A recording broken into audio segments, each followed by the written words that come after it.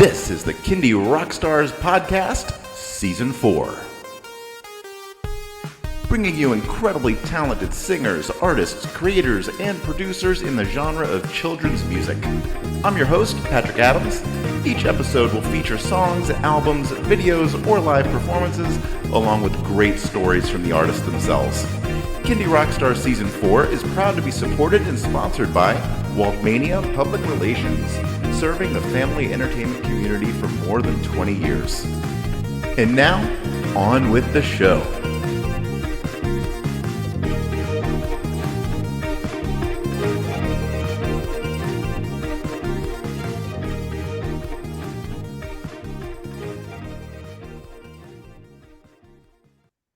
Hello, everybody. Welcome to another episode of Kindy Rockstars. My guest today is Adam, affectionately known as DAdam, which is a combination of Dad and Adam.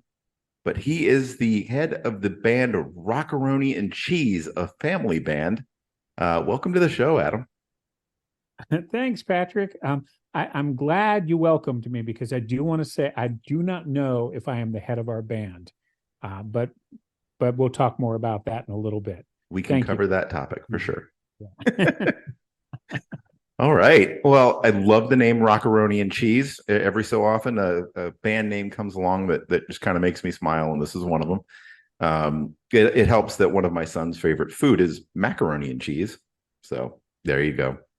It's not a coincidence, Patrick. My oldest, I started the band with him when he was teeny tiny, and he coined the phrase, and I knew it was gold the minute he said it. And he too loved and still loves macaroni and cheese. There you go. Well, you have had quite an interesting journey, and I am excited to kind of get into it with you. Ultimately, the question is, how did you get into making music for kids? But I think with you, you had some very interesting experience leading up to that. So feel free to talk about your journey and how you ended up where you are. Oh, this will be fun. Although I should warn your listeners, I can get long-winded. I'll try to speed it up. But I'm going to go back in time a little ways. Bear with me. I promise I won't do too much of this. But I wrote my first piece of music when I was 12. And then I wrote my first song with lyrics when I was 14. And those lyrics, the song began with the words, "When I was young," young being past tense. I guess at 14, I thought I should write songs for grownups because I was a grown-up. And ironically, now I'm an older guy and I'm writing songs for kids. I moved to Austin from Ohio because I love writing music and I wanted to be a singer-songwriter. I was listening to John Prine and Randy Newman, and I thought I'll make a go of it in the live music capital of the world. Started a band called Cranky Pants, and that was going pretty well. And then the band broke up right when we were getting paid pretty regularly to play because we were a two-man group and one guy was moving away. But I released my album, and I won a songwriting contest with a friend of mine named Andy Rasmussen. And the prize was to go hang out with Lloyd Maines and Terry Hendricks. And I promise I'm not going to name drop a lot, but Lloyd, Natalie Maines is his daughter. He's a Grammy Award-winning producer, best country album of the year. He's kind of a legend. And when I met him, he came up to me, he said, "Hi, I'm Lloyd." And he was this real guy. And he heard my songs, and I was writing these ridiculous adult songs about satire, and there was definitely language, and it was a little bit edgy. Again, I was still trying to write for adults. And he listened to that album while doing his taxes, which I think is a good thing.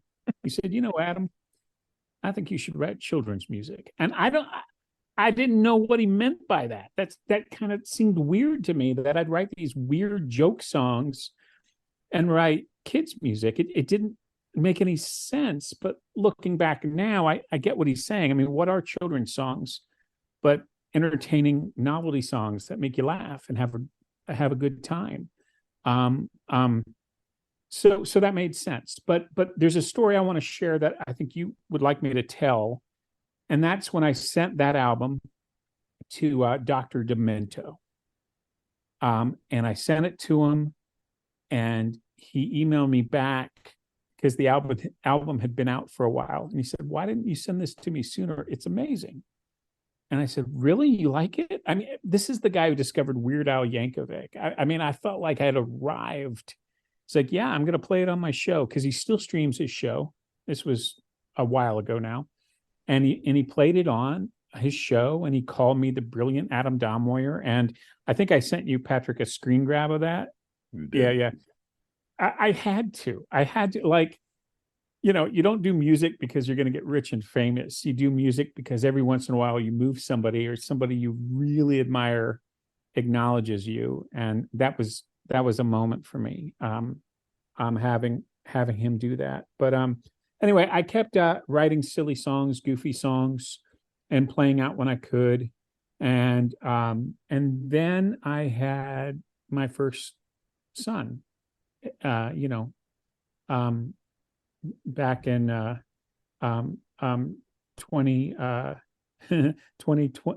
2005. Boy, I'm losing my mind. I was like 2005, back in 2005. And he came into the world, and I started singing my goofy songs for him, but everything had to be a lot more kid friendly, a lot more family friendly. And by the time he was 2, we noticed he would beat on the pots and pans in time, and he always knew where 2 and 4 were. And my parents bought him a drum set, and we just started playing shows together, and I started writing more and more kids songs. So that's how I got into kids music. Yeah, I was a kid trying to write songs for adults, and now I'm an adult trying to write songs for kids. Makes perfect sense. And as far as that Dr. Demento feedback, man, I would have had that laminated and framed and gold plated. And I forever have a place in my heart for Dr. Demento. As you said, I discovered Weird Al Yankovic and Dr. Demento kind of together, because I think it was him introducing, it was one of Weird Al's early songs. And I just thought the song was great. And then I kept hearing people in my class, and I know this is going to date me a bit, but talking about the song Eat It. And I couldn't find a place to hear it. And, it wasn't easy. I was just not even a teenager at that point. How do I get this song if I can't hear it on the radio, and who's going to play it? People listening at home, if you're younger than us, we didn't have the internet. We couldn't download the song. Yeah, if you had a recording of it, it's because somebody played it on the radio and you recorded it with your tape deck at the exact right time. That's right. And then just hoped that the DJ wouldn't talk like through the opening of the song. Yeah, or the end. Yeah. Or before it ended. Yeah. So anyway. And so anytime I saw like a Dr. Demento compilation, on cassette back then, I would grab it. So I was introduced to a whole bunch of great songs like Hello Mother, Hello Fada, and there was just a bunch. He had like a double cassette that I bought that just had a whole bunch of amazing songs. But anyway, yeah, that was on there. Barnes and Barnes, yeah. It's so weird. It's so weird and wonderful. Demented, I guess, is the term. But it's great. Yeah, it's the kind of thing you enjoy as a kid, you enjoy as an adult. Absolutely. Well, I think that's the thing about songwriting. Like, I think a good song isn't really, I said when I was a kid I was trying to write for songs for adults, and when I was an adult I'm trying to write songs for kids. But reality is, people are people. We all want to laugh. We all want to be comforted. We all want to be entertained. Sometimes we need a place to put our emotions, and it doesn't matter whether you're 5 or 50. We all need music. Yeah. All right. Well, let's get a little closer to the current day, and you have a family band now put together, Rockaroni and Cheese. So talk a little bit how all of that came together, and you guys have got an album that's set to be released in a few weeks. So how is it all finally meshed together, especially with your kids the ages they are, and It's nuts. having school and stuff like that? Yeah, I'm really glad that we're talking about it.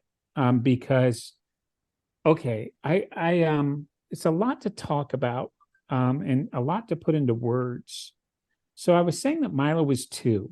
And the reason we were playing a show is a friend asked me if we would play a show at their festival and make it family friendly. And I thought, well, this is a great time to bring my kiddo out and he can play the drums and I'll play music and we'll sing my family friendly songs. And we did. And we were a hit, mostly because he was adorable. I mean, he would steal the show. Sometimes he'd walk off in the middle of a song if it was too slow, or he'd put a big drum solo in the middle of a song that didn't need it, but it worked because he was adorable. And then the next year we came back and we got to open up for a band called the Biscuit Brothers, and the Biscuit Brothers had a PBS TV show that was filmed here in the Austin area, but was sent all over the country, and they won Emmy Awards, and it was a great show. And I admired those guys so much. So we kept playing more and more shows. Then we were invited to play South by Southwest. Doing a show during South by Southwest. It wasn't technically a South by Southwest show. And then we played another couple of shows during South by Southwest, and his brothers joined the band. And we had a full-on show put together. And this was the most successful band I'd ever worked with. All the while we were doing this, Milo said to me, when he was 4. So I'm going forward and backwards in time. But when he was 4, he said he wanted to make a movie. So we went to YouTube and we filmed a little movie called our version of Peter Pan. And I think I used a potato masher and I wore my wife's, Milo's mom's bathrobe over my clothes to look like it was the best I could do under the circumstances. And we filmed sword fighting scenes and it was goofy. And we put his 1-year-old brother, Elliot, who's now 14, we put him in a little outfit and he played Smee. And then we dressed him up as a dinosaur because that's the costume we had. And he was the crocodile. And we filmed this whole movie and my friends really liked it. Our friends really liked it. And so this became an annual thing. Every year we'd make another movie. And by the time Milo was like 8 or 9, and Elliot was like 4 or 5, and Emmet, our youngest, he was about a year old, we filmed a little movie called Batman and Robin, because they loved the 1966 Batman and Robin. And Adam West gave it a thumbs up, and it went viral, and they got millions of views. And it was insane. It was crazy. So we kept making these movies, and our band, partly because of YouTube, started to get more and more attention. And then we were able to put on a good show. But my kids can really play. They're not just props. They really are a part of this band. I said earlier, I don't lead the band. And I really feel like that's true. I feel like my kids lead the band, and I'm just there to be the goofy dad, play the piano and sing the songs. And anyway, so we just played more and more shows, and this has just sort of continued. And all the while, I had this idea that we were going to record this album. And when Milo was like 5, we started going to the studio because I had a friend call me and say he needed to record some people. He was studying recording engineering and he needed some bands. And he recorded a couple of songs for us. And we thought, this went really well. We're going to turn this into an album. And then when Milo was like 7, I had a former piano student call me. He was then going to college. I'd taught him when he was little. And he said, hey, can you come in? I'm studying recording. It happened again. So we went to the studio and recorded with him. And we made some progress. And we were like, we're on our way to record an album. And then it got derailed. And a year later, we went back because there was never enough time or money. Kids are little. They're going to school. Life is busy. We were having these new babies join us in the world. Christy and I were just scattered. We didn't know how to finish any of these projects. It was hard enough to finish our movies. And so we didn't finish the album that time either. Even we didn't finish it when we went back a year later and did more with them. But then 5 years ago, I reached out to a guy named Joe McDermott. Do you know Joe? It's okay if you don't. Joe's awesome. You might know some of his songs. Get yourself a baby kangaroo. The bounce and bounce and bounce. That's one of his big ones. It gets played a lot on Kids Place Live. And then K to the I to the TTY. He wrote the song Kitty Fight. He worked with the Berenstain Bears author, and he wrote a bunch of music for video games, and he's gotten a lot of attention for his children's music. He's charted a lot on Kids Place Live, and he's also sort of a local guy. My kids grew up listening to his tunes.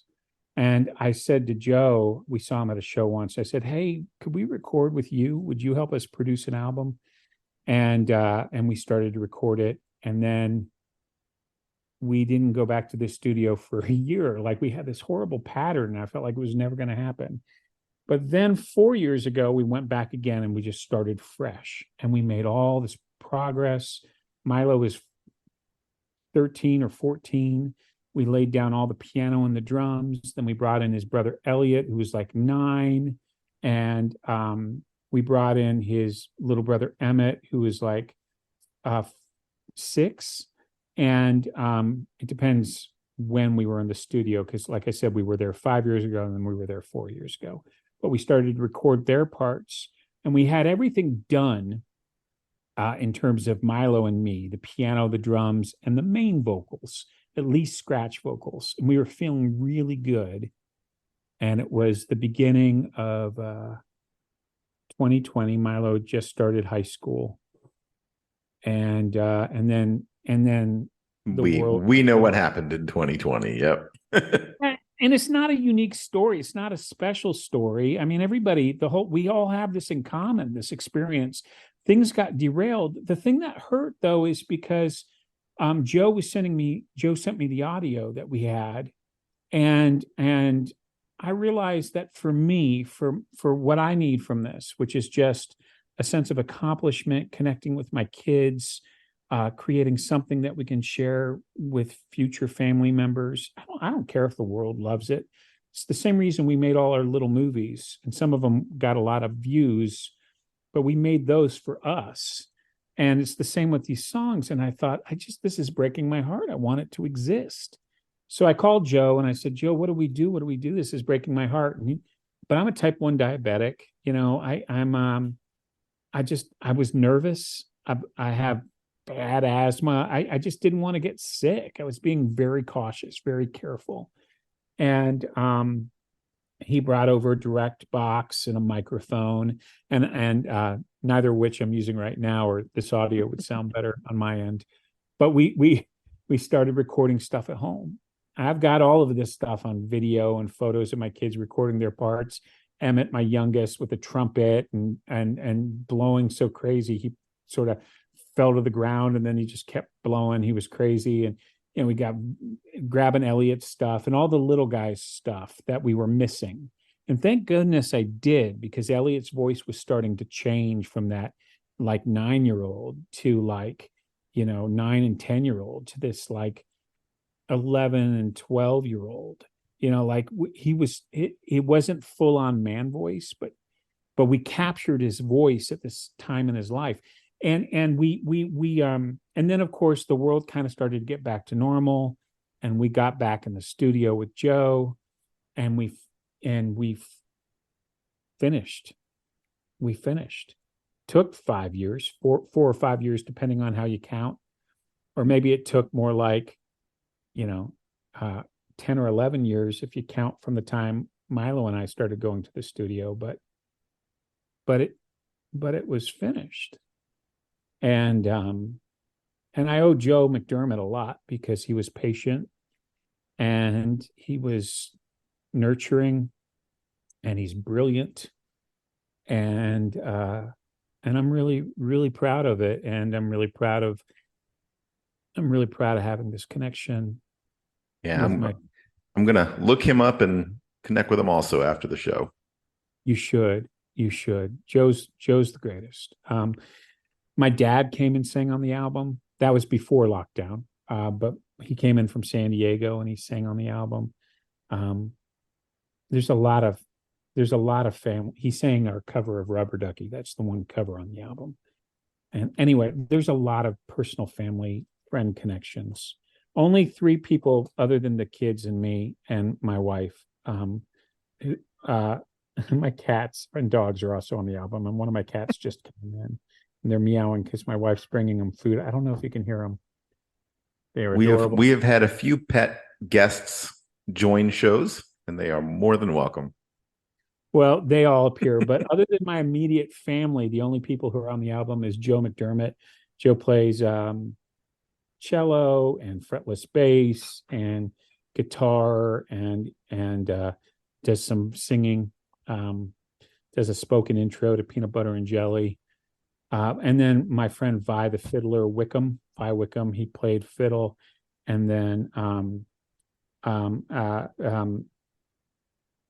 Alex Meixner, Grammy-nominated accordionist, polka player extraordinaire. He played on Banana Man. So and both of those guys are very, very, very good family friends who appeared in some of the kids' videos when they were little.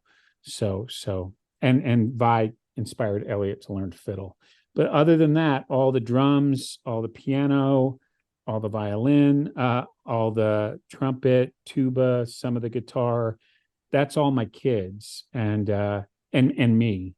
And they are legit. They're real musicians. It's pretty awesome.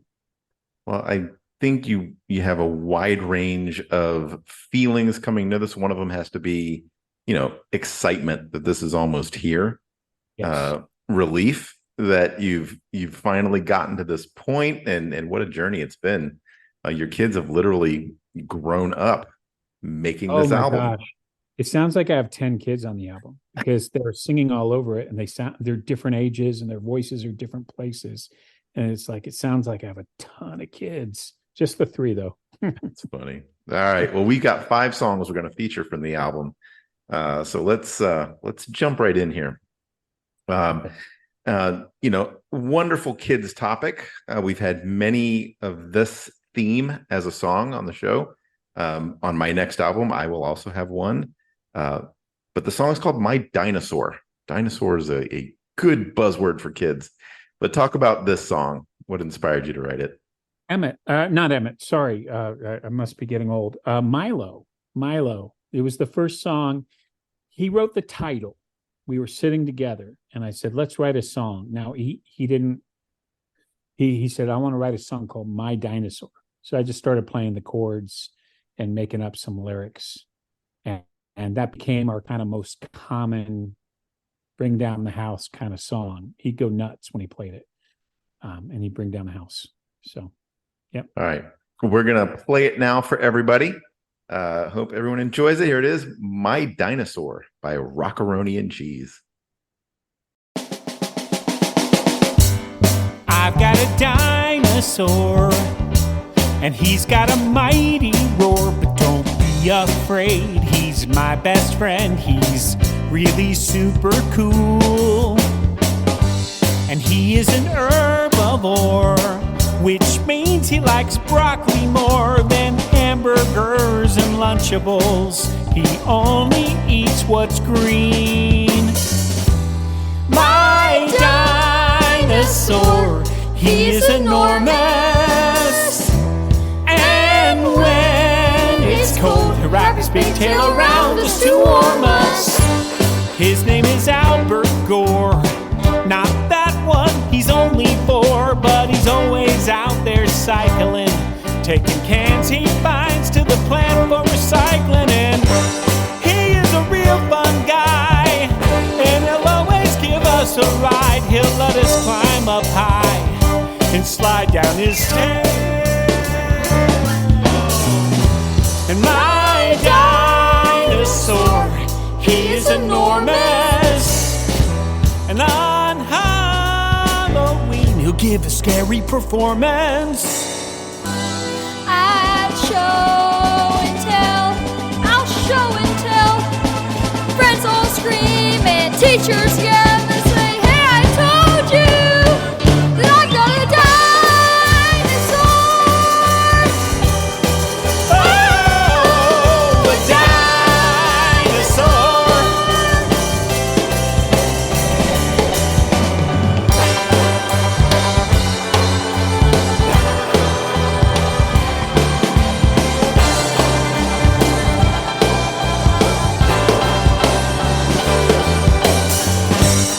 We've got a dinosaur, and he's got a mighty roar. But don't be afraid, he's our best friend. He's really super cool. And that was My Dinosaur. All right, next song we're going to talk about is Peanut Butter and Jelly. Tell us about this one. Okay, well, I should say about My Dinosaur, Emmet was like 7, I think, when he played the guitar on that song. And Elliot was like 9 when he played the fiddle part. We recorded his fiddle part before Emmet recorded his guitar part. And then Emmet was more like 6 when he sang it. And Elliot was also 9 when he sang his part. So, and then Milo would have been about 14 or 13 when he played those drums. I'm not sure how old Joe was when he laid down the bass, and I'm not going to say how old I was when I laid down the piano. But Peanut Butter and Jelly is a song actually I wrote with a friend of mine named Chris Decatur, and he was part of that band Cranky Pants that I had here in Austin back in the day. And my oldest found it on an old CD that we recorded with a Tascam 4-track, and he said, "Dad, what is this song?" I'm like, what song did you find of mine that I don't want you to hear? And he played me Peanut Butter and Jelly, and the recording made me so happy. And I thought, oh my gosh, this would make a great kid song. And Milo was like, yeah, we need this on the album. This has to be on the album. So I changed it a little bit. And yeah, it's just a love song about peanut butter and jelly. Very cool. All right, we're going to play it now. Here it is. Peanut Butter and Jelly by Rockaroni and Cheese.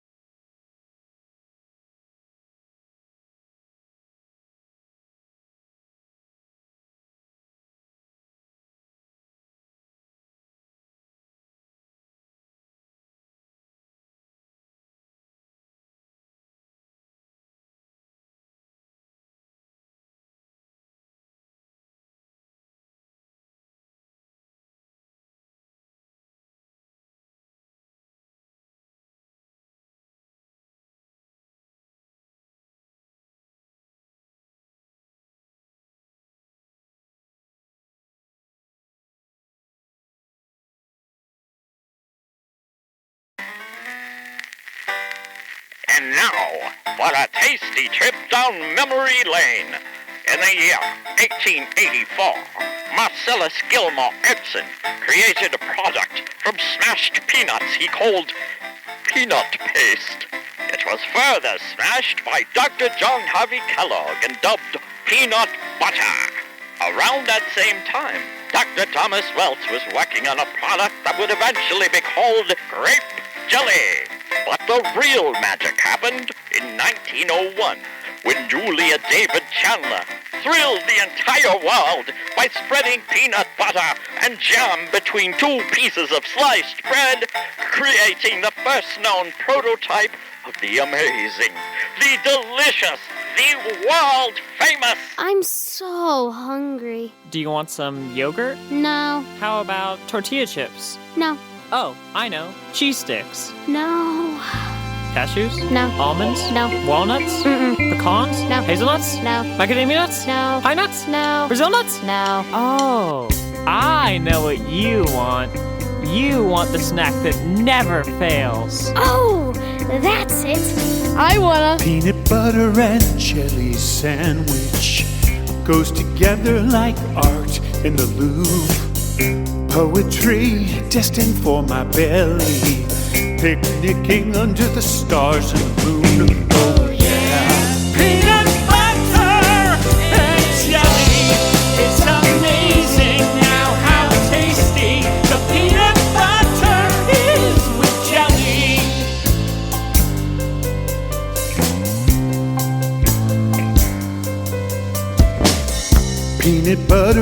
and jelly sandwich. Goes together like Shaggy and Scoob. It's a mystery how two strange foods can come together like they do. Oh yeah! Peanut butter and jelly. It's amazing now how tasty the peanut butter is with jelly. Do you know what I like? What do you like? I like this. Play it, Dad.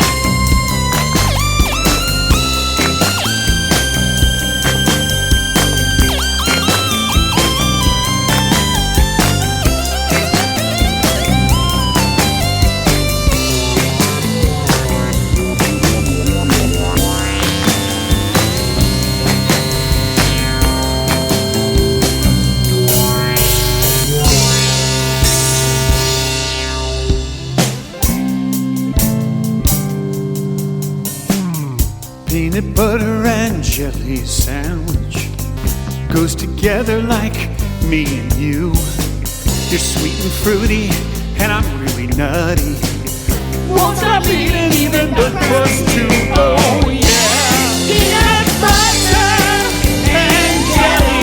It's amazing how tasty peanut butter is with jelly.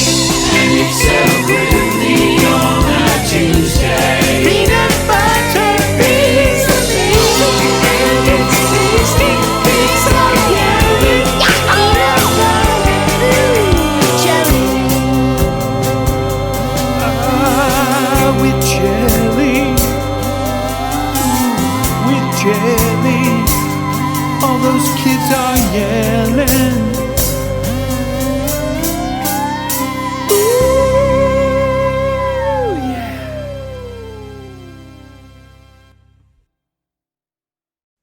And that was peanut butter and jelly. Moving on to another food, we've got Banana Man. Talk about Okay. Banana Man. Banana Man is a mouthful. Pun intended. I should go to the penitentiary for that one.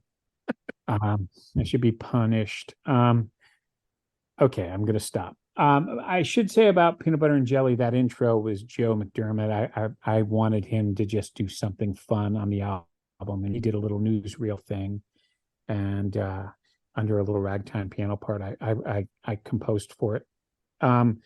But anyway, and I got to play theremin on that track, and that was fun for me because I'm not a great theremin player, but boy, how do you feel like you're a Jedi with the Force when you can just move your hands and not touch anything. But Banana Man, I actually wrote like 30 years ago.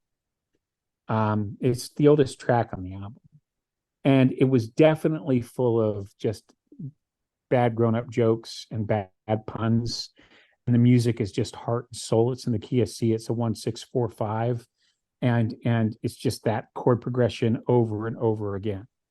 It was on my album I did in college, and my piano teacher, the late great Bob Allen, did the little intro on that college album. He says, "Rolling Banana Man, take 3," and you're about to hear that because we took that recording of Bob, and he died several years ago, and I miss him.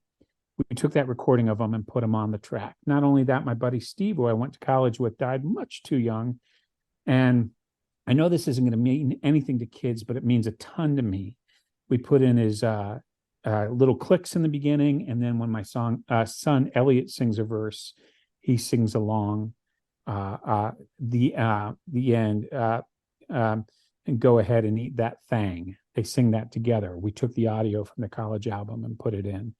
But then, other than that, it's just my accordion playing friend Alex Meixner and me and my kids, and it's got the old knock knock joke.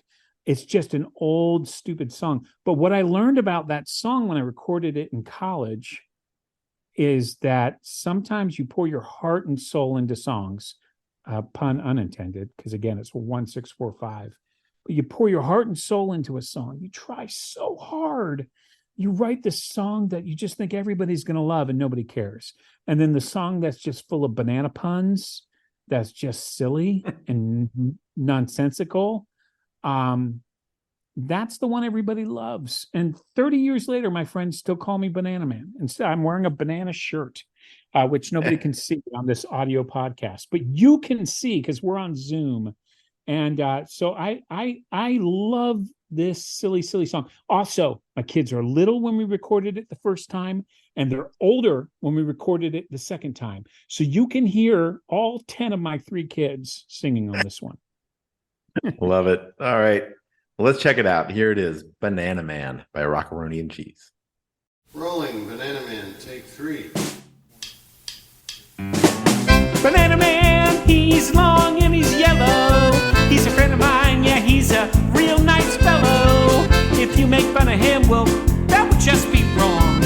I really think you should listen to this song. His name is 5 'cause he's 5 years old. If you put him in the freezer, then he'll be cold. If you leave him out too long, he'll be covered with mold. If you should buy him, then he'll be sold. Banana Man, Banana Man, Banana Man, Banana Man. Banana Man, you can peel him back. Banana Man, oh, he'll turn black. Banana Man shaped like a boomerang. So go ahead and eat that thing. I like my banana better than a lemon. I like my banana better than a grape. I like it better than kiwi fruit. So put some on my dinner plate. Banana Man, Banana Man, Banana Man, Banana Man. I like my banana better than an orange. Hold on, oh no, oh, fibberty gibbet. Dad, this is a kid's album. Watch your language, dude. I can't think of a rhyme with orange. That's a squeaky door. I think the door hinges really need oiling. Guys, door hinge. Door hinge? Orange? Flippity jippity. I think we got it. I like my banana better than an orange. And you know, orange rhymes with door hinge. And it tastes so much better than a door hinge. And you know I like it better than an orange. Banana Man, Banana Man,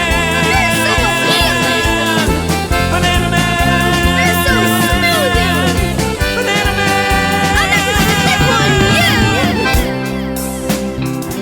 Ladies and gentlemen, Elliot and Emmet will now tell you the world's most annoying knock-knock joke. Knock, knock! Who's there? Banana! Banana who? Knock, knock! Who's there? Banana! Banana who? Knock, knock! Who's there? Banana! Banana who? Knock, knock! Who's there? Orange! Orange who? Orange is on it! Didn't say banana! What do you think? Don't worry, guys. We can't say banana, but we can sing it. You're a genius! Yes! Yes, indeed.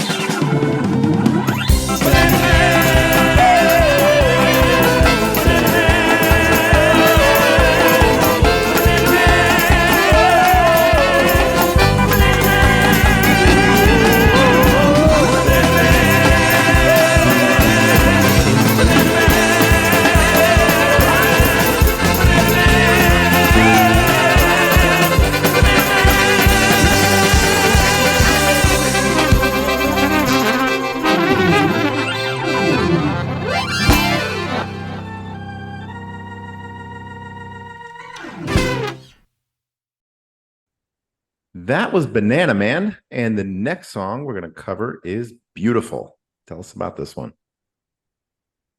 Okay, so my oldest is 18, and he was a little guy, and my wife would often nurse him to sleep, and that's something I couldn't do for him. And there was a night where she said to me, "Adam, I'm all touched out. I'm just done."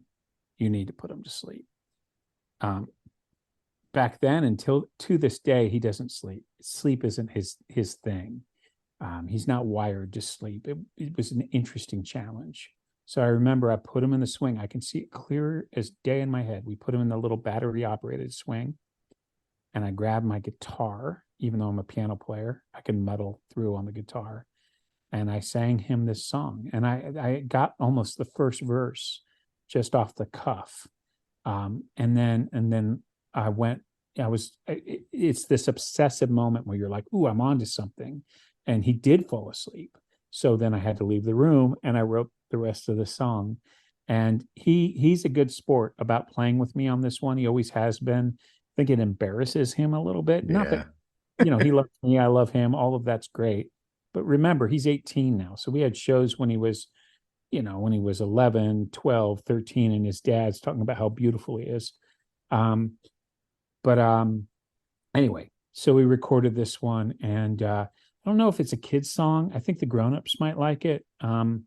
I certainly don't think he's the most beautiful song in the world, kid in the world, by the way. I think he's among the most beautiful, but I think my other two kiddos are also beautiful, and I think I've met lots of beautiful kids. But at the time, when you're that in love, and this was my first kid, I think this one's for the parents. It'll give the parents all the feels, and hopefully not embarrass the kids too much. All right, well, let's play it. Here it is, Beautiful by Rockaroni and Cheese. I can't believe how beautiful you are.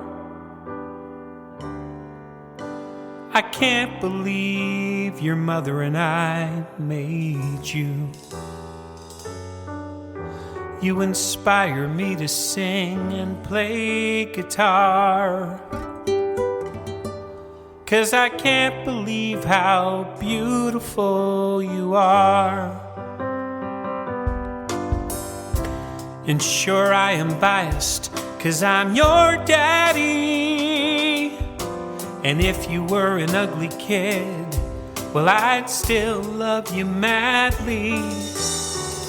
But you're the cutest kid by far. And I can't believe how beautiful you are. I can't believe how beautiful you are. I still remember when I first met my little baby, with eyes and hair dark like a Hershey bar. I said, I can't believe how beautiful you are. You're part her, and you're part me. Still, you're all you. And what a sight to see. And even when you're fussing in the car, I still can't believe how beautiful you are.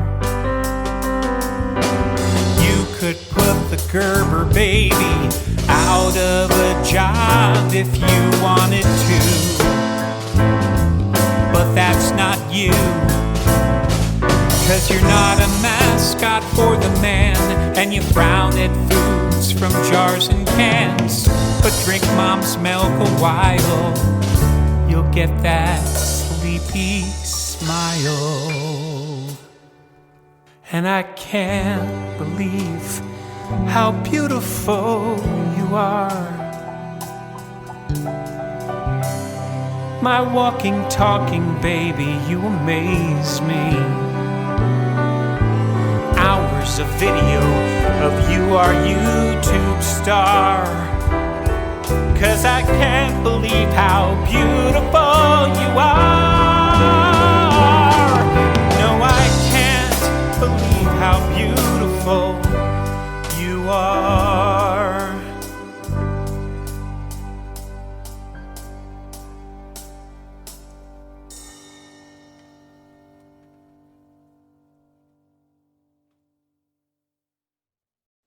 And that was the song Beautiful. And as we launch into our last song here, we've had another individual join us here, one of the key members of the band. Welcome, Emmet, to help us talk about the last song, We Are Family.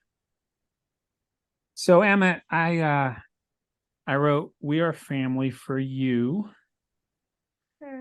What did you do to inspire this song? You tell me. Well, You're the writer. we thought we were done.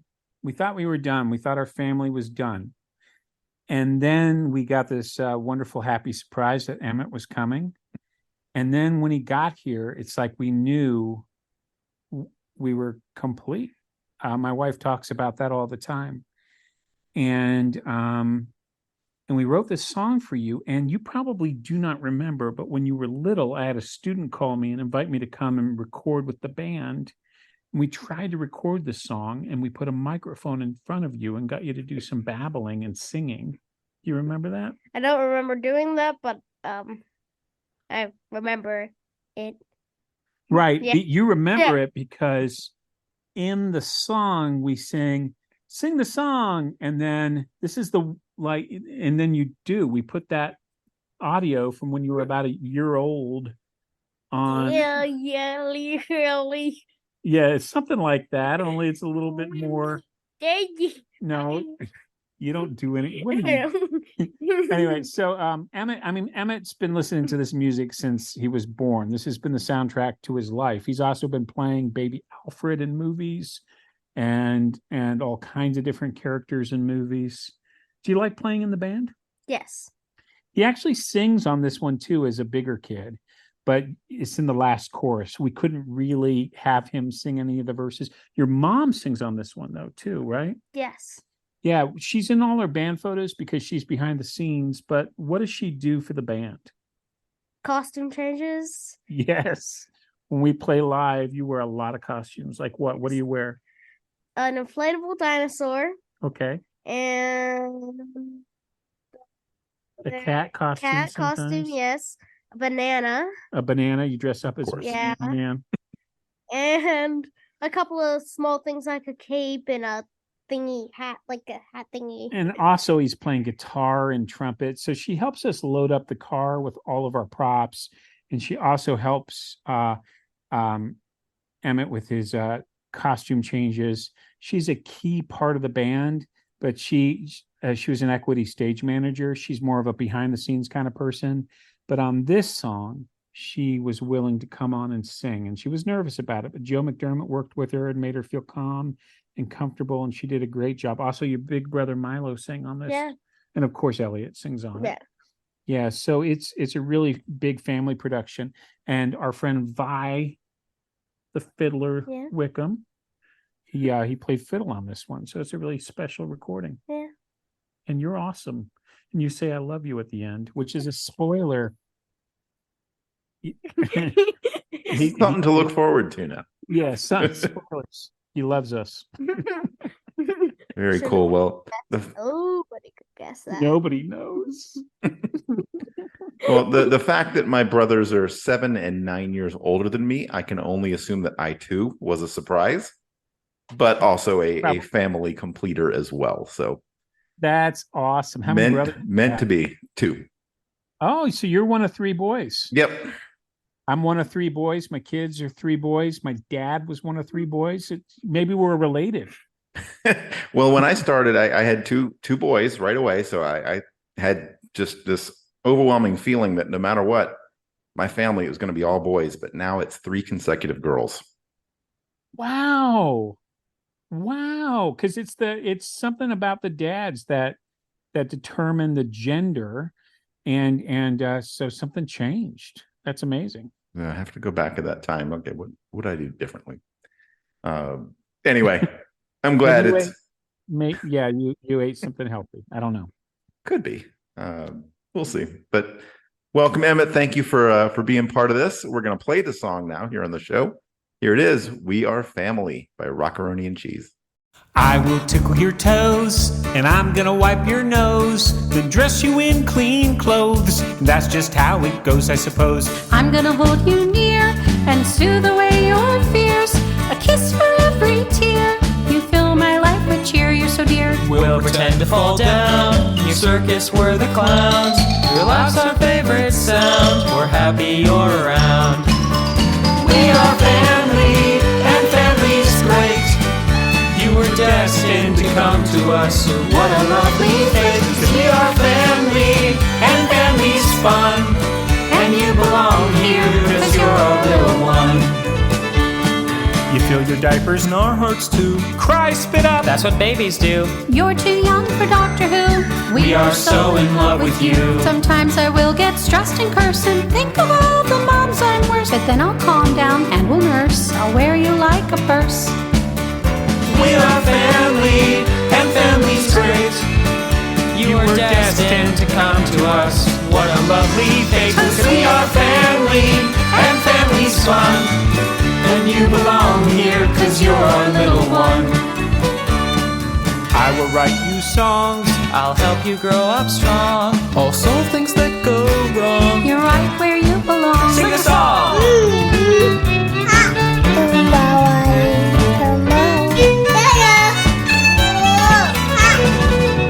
We are family, and family's great.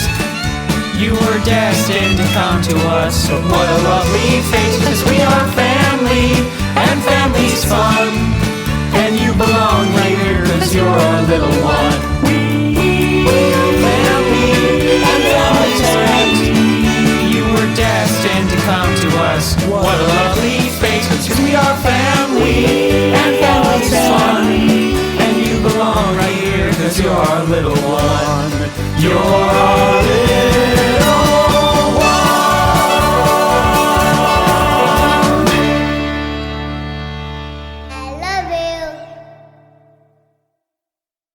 And that was the song We Are Family. That wraps up our song features. The album is a self-titled album, Rockaroni and Cheese, and it's going to be available for early release on November 3rd, and then full release on November 10th. So let everybody know where they'll be able to stream, purchase, download that album, and how they can find and connect with all of you. Well, all the usual places. We're a few weeks out from that date, and I recently learned that we've been cleared for digital distribution, and by recently I mean right before our interview. That's a big relief. So we should be on where do you buy music these days? Remind me. So yeah, iTunes. As far as like actual CDs. No, music. Just the stream. Just streaming, yeah. Spotify, Is Amazon. it even called iTunes anymore? Is it Apple Music? I think a combination of both. iTunes, I think, is where you can go to download it, and Apple Music, I think you just add it to your library if you're subscribed. Last time I did it, it was a CD, and we are going to make a CD, but we're still finishing up the art touches. But it'll be available digitally at all the usual places, and we're going to have we're on Bandcamp. Hopefully we will be on Bandcamp by the time this is out. If not, we'll be up there any moment. And we've got a website at rockaroniandcheese.com that we update every once in a while. And that's spelled like macaroni, but ROCK, Aroni and cheese. And YouTube, got a lot of videos up there that are fun with the kids. YouTube.com/Rockaroni and Cheese. And Facebook and Instagram. And really, you can reach out to any of us, any of those places. And we'd love to hear from you. And we'd love for you to purchase our music and support the kids so they can eat and go to college. Wonderful purpose. Absolutely. Well, Adam or DAdam, thank you so much for coming on the show and sharing your story, sharing your music. It's been quite a journey, and I'm really, really happy for you that it's all finally coming to fruition with the album. And I wish you the best of luck with it. And hopefully it won't take 5 years to get the next one out, but hopefully not.